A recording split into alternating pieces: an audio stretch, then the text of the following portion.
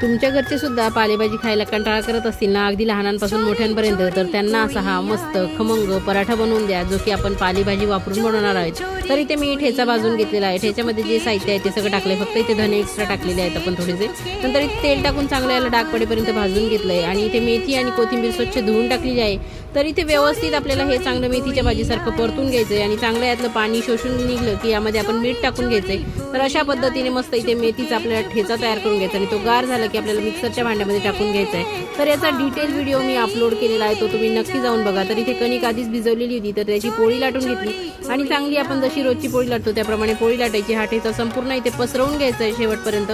त्यावरती दुसरी पोळी आपण अशी झाकून घ्यायची आणि व्यवस्थित कडा बंद करायच्यात आणि याला छान अशा लांब लांब पट्ट्या कापून घ्यायच्यात आणि एक एक पट्टी रोल करून याचा छान असा रोल आपल्याला तयार करायचा आहे. तर तुम्ही इथे आलू पराठ्यासारखं सुद्धा आहे, पूर्ण हे स्टफिंग घेऊन एका पोळीमध्ये भरून पूर्ण बंद करून सुद्धा हा पराठा लाटू शकतात. अगदी असाच मी जसा लाटलाय तसा लाटण्याची गरज नाहीये.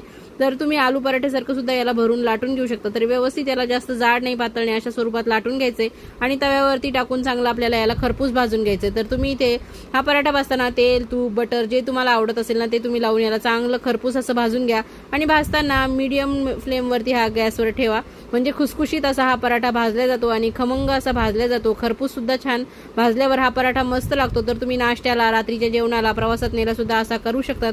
तर कशी वाटली रेसिपी नक्की कमेंट करून सांगा. थँक्यू.